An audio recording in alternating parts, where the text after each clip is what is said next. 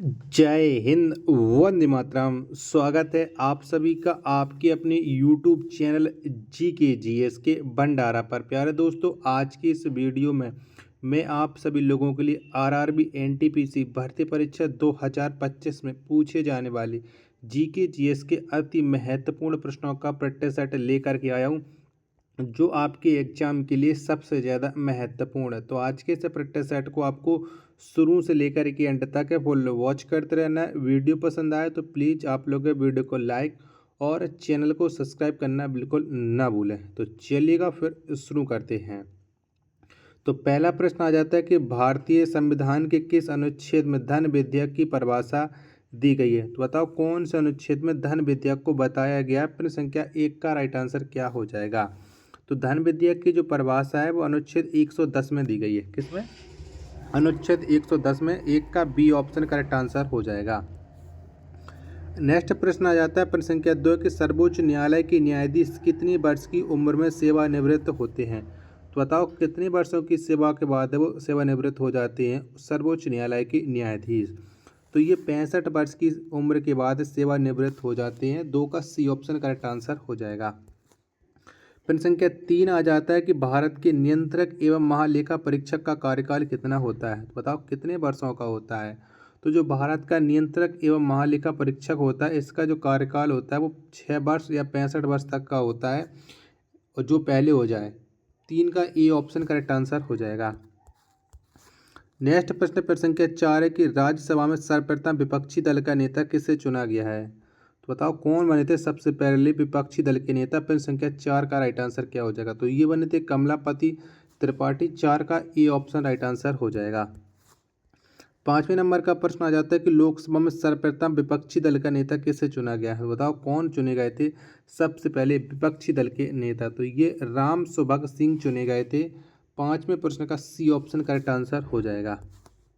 6वें number का प्रश्न आ जाता है कि उच्च न्यायालय के न्यायाधीश कितनी वर्ष की उम्र में सेवानिवृत्त होते हैं। तो बताओ कितनी वर्ष की उम्र में होते हैं। तो ये होते हैं 62 वर्ष में। 6 का ए ऑप्शन करेक्ट आंसर हो जाएगा। प्रश्न संख्या 7 आ जाता है कि पटना उच्च न्यायालय की स्थापना कब की गई। तो बताओ कब हुई थी पटना उच्च न्यायालय की स्थापना। प्रश्न संख्या 7 का राइट आंसर क्या हो जाएगा। तो 1916 में हुई थी पटना उच्च न्यायालय की स्थापना। 7 का सी ऑप्शन राइट आंसर हो जाएगा। 8वें नंबर का प्रश्न आता है कौन सा अनुच्छेद सर्वोच्च न्यायालय को न्यायिक पुनरीक्षण का अधिकार प्रदान करता है। तो बताओ कौन सा अनुच्छेद करता है। 8वें प्रश्न का राइट आंसर क्या हो जाएगा। तो जितने भी लोग बता रहे हैं 8 का ऑप्शन क्या ए अनुच्छेद 137 बताने वाले सभी लोगों का करेक्ट आंसर हो जाएगा। प्रश्न संख्या 9 आ जाता है कि सर्वोच्च न्यायालय में न्यायाधीशों की संख्या में वृद्धि करने का अधिकार किसे प्राप्त है। तो बताओ ये अधिकार किसको प्राप्त है। तो सर्वोच्च न्यायालय में न्यायाधीशों की संख्या में वृद्धि करने का जो अधिकार प्राप्त है वो मात्र और मात्र संसद को है। 9 का डी ऑप्शन करेक्ट आंसर हो जाएगा। वीडियो पसंद आ रही हो तो प्लीज़ आप लोग वीडियो को लाइक और चैनल को आप लोग सब्सक्राइब करना बिल्कुल ना भूलें। नेक्स्ट प्रश्न आ जाता है प्रश्न संख्या 10 है कि भारत में पहली बार संसद में विपक्षी दल के नेता को मान्यता किस वर्ष दी गई। तो बताओ ये मान्यता कब दी गई थी। प्रश्न संख्या 10 का राइट आंसर आपको बताना है। तो ये मान्यता दी गई थी 1969 में। 10 का सी ऑप्शन देने वालों का करेक्ट आंसर हो जाएगा। प्रश्न संख्या 11 आ जाता है कि विधानमंडल का उच्च सदन कौन है। तो बताओ कौन सा होता है विधानमंडल का उच्च सदन। 11वें प्रश्न का राइट आंसर क्या हो जाएगा। तो ये होता है विधान परिषद। 11 का सी ऑप्शन देने वालों का राइट आंसर हो जाएगा। नेक्स्ट प्रश्न आ जाता है प्रश्न संख्या 12 कि किस लोकसभा अध्यक्ष के कार्यकाल में सर्वप्रथम अविश्वास प्रस्ताव लाया गया। तो बताओ किस कौन से अध्यक्ष के समय जो अविश्वास प्रस्ताव है वो लाया गया था। 12वें प्रश्न का राइट आंसर क्या हो जाएगा। तो ये लाया गया था जी मावलंकर के समय। 12 का ए ऑप्शन राइट आंसर हो जाएगा।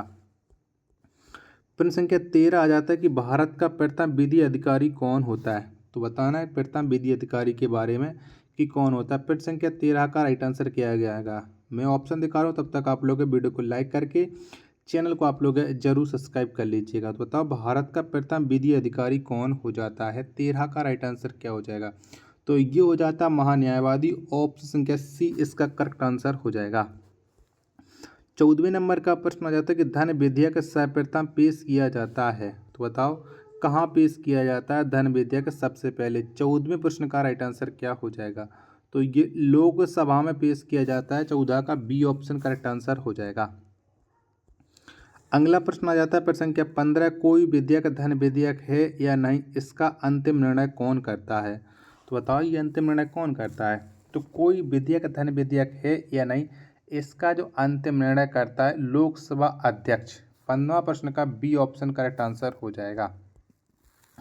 16वें नंबर का प्रश्न आ जाता है कि धन विधेयक को राज्यसभा अपने पास अधिकतम कितने समय तक रोक सकती है? तो बताओ कितने समय के लिए रोक सकती है? प्रश्न संख्या 16 का राइट आंसर क्या हो जाएगा? तो ये अधिकतम 14 दिन तक के लिए रोक सकती है। 16 का डी ऑप्शन करेक्ट आंसर हो जाएगा।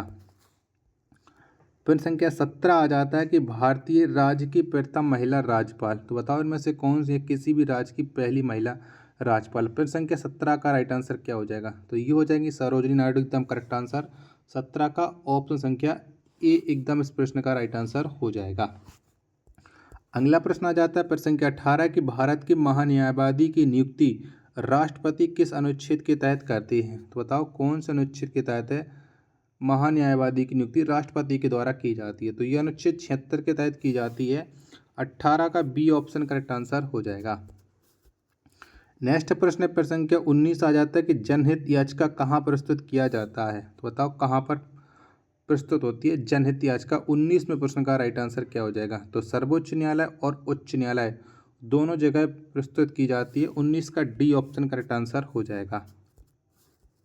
20वें नंबर का प्रश्न आ जाता है कि राज्य सरकार का प्रथम विधि अधिकारी होता है। तो बताओ कौन होता है? तो राज्यसभा का जो प्रथम विधि अधिकारी होता है वो होता है महाधिवक्ता। 20 का बी ऑप्शन करेक्ट आंसर हो जाएगा।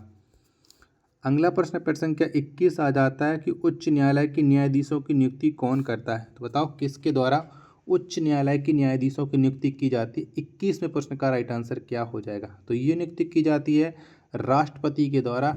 21 का डी ऑप्शन देने वालों का राइट आंसर हो जाएगा।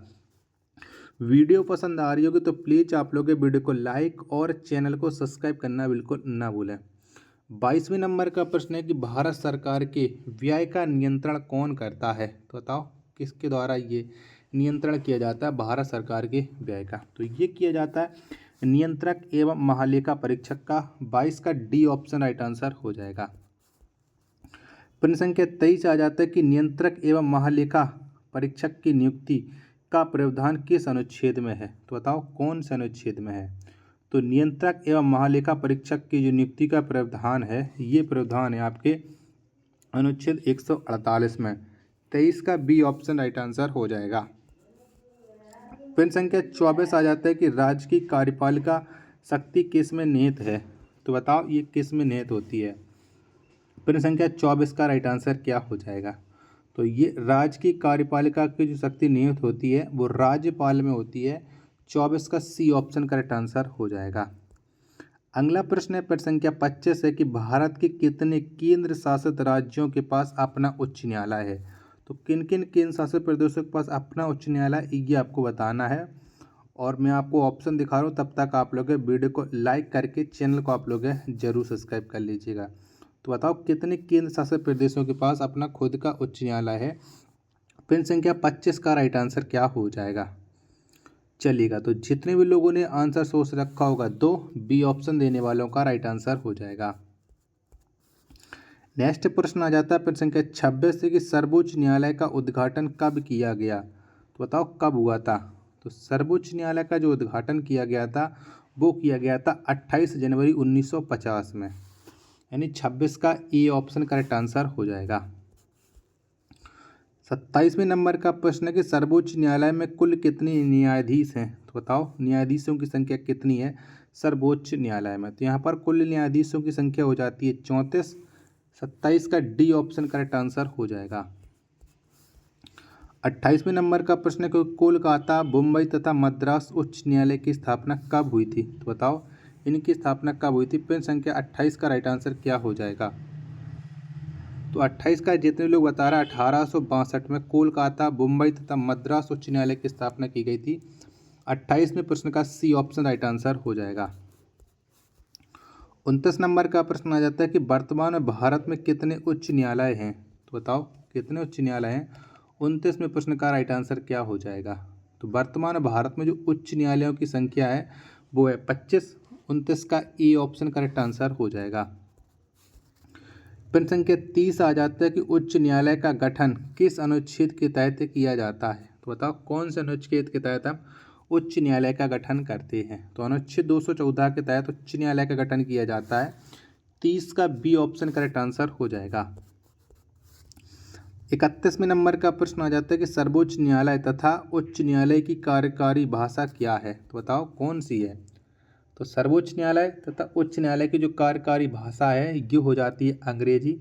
31 का डी ऑप्शन राइट आंसर हो जाएगा। वीडियो पसंद आ रही होगी तो प्लीज़ आप लोग वीडियो को लाइक और चैनल को सब्सक्राइब करना बिल्कुल ना भूलें। 32 नंबर का प्रश्न है कि राज्यपाल को शपथ ग्रहण कौन करवाता है? तो बताओ किसके द्वारा राज्यपाल है शपथ ग्रहण करता है? 32वें प्रश्न का राइट आंसर क्या हो जाएगा? तो उच्च न्यायालय के मुख्य न्यायाधीश हैं वो राज्यपाल को शपथ ग्रहण करवाते हैं। 32 का सी ऑप्शन करेक्ट आंसर हो जाएगा। 33वें नंबर का प्रश्न आ जाता है गोवा, दमन व दीव एवं दादर नगर हवेली किस उच्च न्यायालय के क्षेत्राधिकार में आता है? तो बताओ ये कौन से उच्च न्यायालय के अंतर्गत आती हैं? प्रश्न संख्या 33 का राइट आंसर क्या हो जाएगा? चलिएगा एक ऑप्शन रह गया वो भी मैं आपको दिखा दूं। तो 33 का जितने भी लोग बता रहे हैं मुंबई उच्च न्यायालय, सी ऑप्शन देने वालों का करेक्ट आंसर हो जाएगा।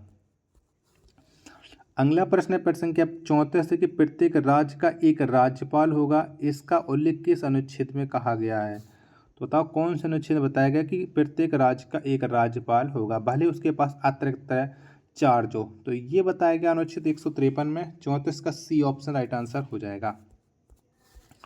35वें नंबर का प्रश्न आ जाता है कि महाधिवक्ता की नियुक्ति कौन करता है? तो बताओ किसके द्वारा महाधिवक्ता की नियुक्ति की जाती है? तो ये की नियुक्ति की जाती है राज्यपाल के द्वारा। 35 का डी ऑप्शन करेक्ट आंसर हो जाएगा। 36 नंबर का प्रश्न है कि लोकसभा में कोरम कुल सदस्य का होता है? तो बताओ कितने का होता है कोरम? 36 का राइट आंसर क्या हो जाएगा? तो कोरम होता है 1/10 सदस्यों का। 36 का बी ऑप्शन राइट आंसर हो जाएगा। प्रश्न संख्या 37 है और अंतिम प्रश्न आज के सेट का। आज के सेट में मात्र आपको 37 ही प्रश्न देखने को मिले हैं। अगले सेट में आपको टोटल 40 प्रश्न मिलेंगे। 37वें नंबर का प्रश्न आ जाता है सर्वोच्च न्यायालय के न्यायाधीशों का वेतन कौन निर्धारित करता है? तो बताओ किसके द्वारा सर्वोच्च न्यायालय के न्यायाधीशों का वेतन निर्धारित किया जाता है? 37वें प्रश्न का राइट आंसर क्या हो जाएगा? तो 37 का हो जाएगा ऑप्शन संख्या ए।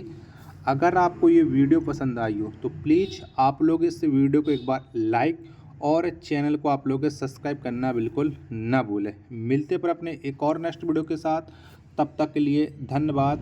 जय हिंद, वंदे मातरम।